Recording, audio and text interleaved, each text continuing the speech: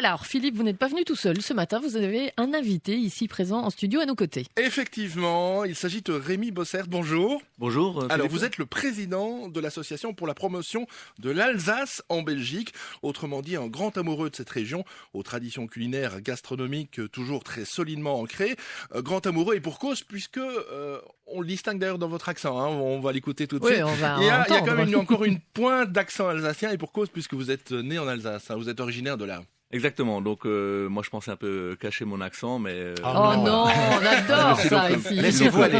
Alsacien, fils de paysan, petit-fils de paysan et qui le revendique. Donc je suis effectivement président de l'association pour la promotion de l'Alsace. Donc ce n'est pas une secte, ce n'est pas un club de nostalgiques.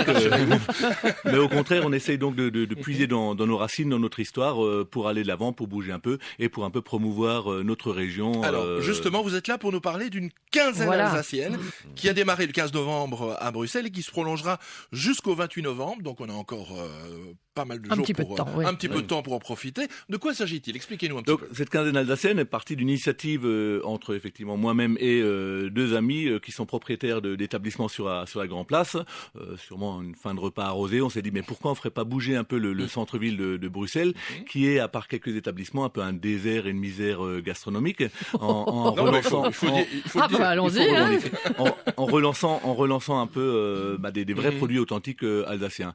Donc l'idée a germé, mais en tant qu'Alsacien, j'ai dit qu'il faudrait des produits authentiques. Donc c'est pour ça que sur la Grand Place, lors de cette quinzaine, tous les produits viendront d'Alsace. Donc les charcuteries sont de la charcuterie Kirn, je ne sais pas si on peut mentionner, une des meilleures charcuteries alsaciennes. Le chou, donc on l'a fait venir par voiture particulière d'un petit producteur du côté de Colmar qui fait du superbe chou bio. Et les vins viennent du côté de Mittelbergheim. Et donc on a ici un petit flacon qu'on pourra déguster ensemble. Volontiers. Je vais l'ouvrir.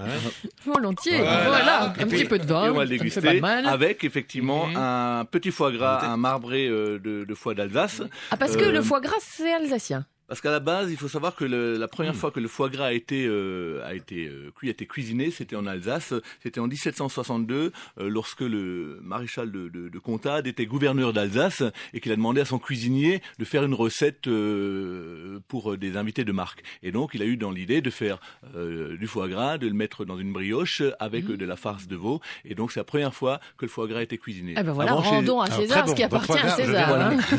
Oui, parce qu'on a du foie gras aussi, désolé. Avec un petit verre de Pinot Gris Stotzenberg, qui est plus facile à déguster qu'à prononcer. Du côté du Bas-Rhin. Après quelques verres, ça va mieux. C'est un grand cru d'Alsace sur un terroir marno-calcaire. Donc, alors, ce qu'il faut dire, c'est que ces spécialités alsaciennes sont à déguster pour l'instant dans 6 restaurants bruxellois traditionnels. Hein, c'est ça. Hein.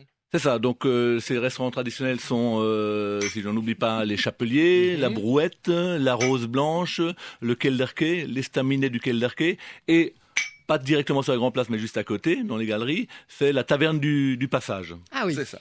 Et un menu que vous avez élaboré avec les restaurateurs, qui a décidé? Comment vous avez fonctionné? Ah voilà, alors pour moi, cette quinzaine alsacienne, c'est tout d'abord les lieux, donc on en a parlé. Ensuite, c'est des recettes. Donc les recettes, on les a élaborées en gardant en tête le côté traditionnel alsacien. Donc on a effectivement la choucroute, mais également d'autres plats tels que une salade de cervelas et de minster au cumin, le cendre sur choucroute au beurre blanc au réfort, etc. Donc des plats très traditionnels, comme ça le public s'y retrouve, et d'autres qui sont, disons, un peu innovants. Nouvelle cuisine alors aussi un petit peu. Pas vraiment nouvelle cuisine, mais un peu créatif, des évolutions. Voilà. Et l'autre critère, il fallait que ces recettes puissent être reproduites par des cuisiniers non alsaciens également, parce que l'idée n'est pas seulement de rester là pendant 15 jours, de repartir, mais de transmettre un savoir-faire. Et pour ce faire, on a donc fait venir un cuisinier alsacien, Pascal Risser, lauréat du guide Pudlowski 2010, pendant 3 jours, pour justement jouer ce rôle de formateur, de coach, de consultant, de coach culinaire. Il a travaillé avec les chefs belges. Voilà, de c'est ces ça. restaurants. Donc c'est un passionné, mais il faut effectivement transmettre et sa passion et son savoir-faire. Donc on peut dire que c'est vraiment une quinzaine gastronomique AOC, alsacienne, d'origine contrôlée. Exactement, comme je disais, c'est AOC, alsacien d'origine contrôlée. Chez nous, il n'y a pas de ersatz d'Alsace. Voilà. Alors, juste pour terminer, vous organisez aussi, en cette fin d'année, d'autres manifestations. Hein. Il y a d'autres projets. Donc, oui, il y a d'autres projets dans les cartons. La suivante, c'est fin novembre, où on fera venir la prestigieuse confrérie des vins d'Alsace, la plus ancienne confrérie vinique et bacchique de France.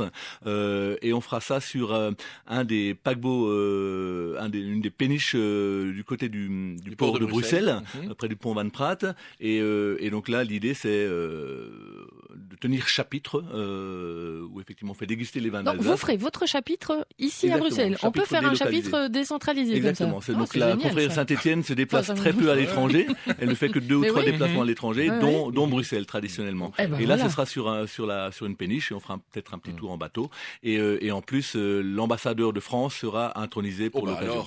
Alors. Ce sera une grande fête. Merci beaucoup, Monsieur Vosser, d'être venu nous parler de cette quinzaine merci à vous. Et alsacienne. nous vous attendons tous sur la Grande Place lors de cette quinzaine. Et votre bonne santé. Et là aussi, les renseignements sur notre site.